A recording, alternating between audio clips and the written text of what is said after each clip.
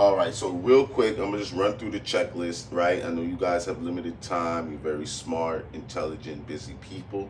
I don't want to waste too much of your time, all right? So let's do this, right? This is car accident insurance claim checklist with Cohen's advice. This information and this literature is going to be out there somewhere eventually for you guys to grab elsewhere, download, PDF, Word document, whatever, okay?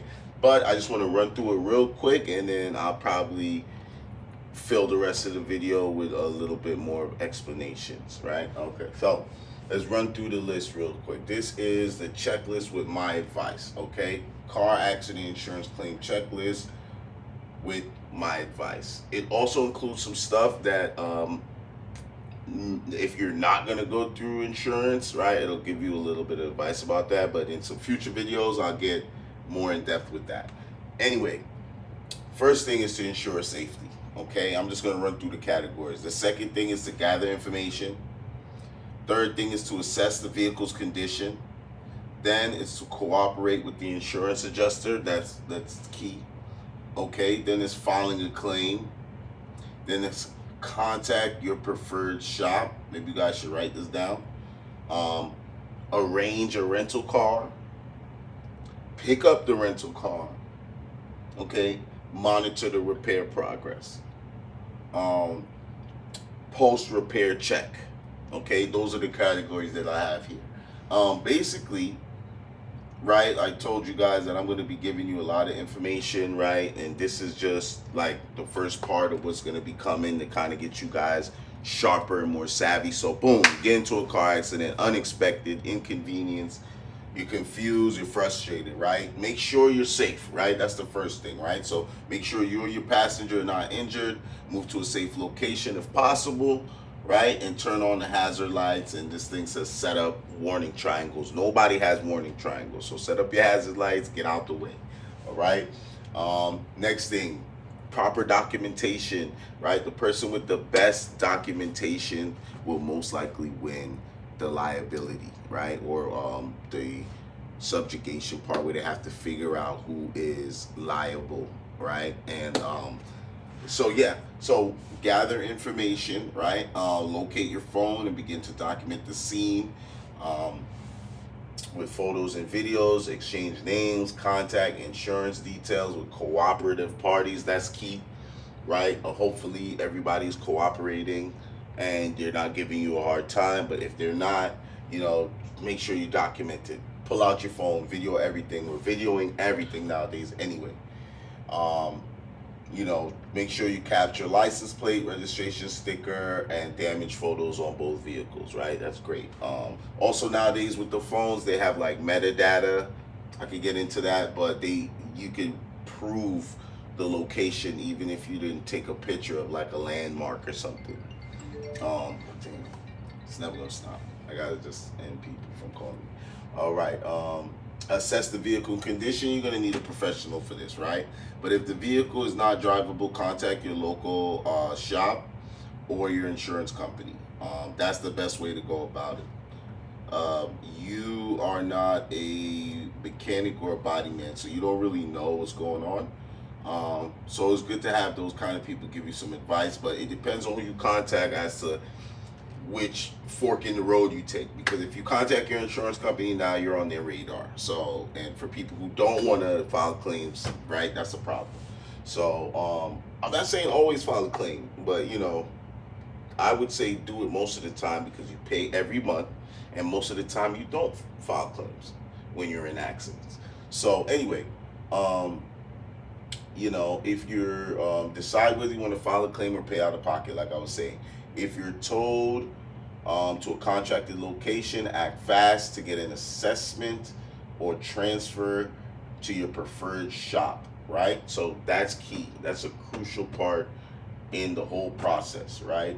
Depending on who sees it, depends on what your status of your car is, right? So it can be determined the total loss depending on who sees it. And it might not be a total loss. So that happens a lot, okay? Cooperate with your insurance agent, whether dealing with the insurance or a local body shop. Regularly follow up on assessment and repair process. Understand the importance of who assesses the vehicle, as it can impact whether it's deemed a total loss or repairable. Right. Okay, next, filing a claim. There's so many ways to file a claim, right? But essentially what they need are photos, four corners of the car, the VIN number, and identification things that make sure that that's your car, right? Along with the damage, right? So use all the photos and videos to explain the accident to the insurance company. Cohen's recommends going through the at-fault insurance company to avoid paying a deductible and affecting your premium. Be aware of potential delays and understand common insurance options to minimize out-of-pocket costs. Like I was saying, I just got a call about that. I had to redo this video again because I just got a call from my manager, story time, and basically the customer that we're working with, they are no longer going through the at fault, they're going through their own. So what that means now is they have a deductible that they have to bring to us, whereas if they were going through the at fault, they wouldn't have to pay a deductible. That company would pay us. But I believe that company is giving them a hard time. Like I said, sometimes the third party company does rental reimbursement or these other things that cause you to come out of pocket more. And so it's just best you go through yours, right? But when you go through yours, now you're constrained to the terms in the policy that you signed up for when you signed up for insurance, right? So that's 30 days, that's collision at, $40 a day, rental at $40 a day. Is it comprehensive or is it collision? It's a lot. So another thing is to get familiar with the terms, deductibles, comprehensive, collision, all these different things, subjugation, liability, all those different terms will help you understand better what's going on when you're speaking to the insurance agents or adjusters, okay? Right, filing the claim.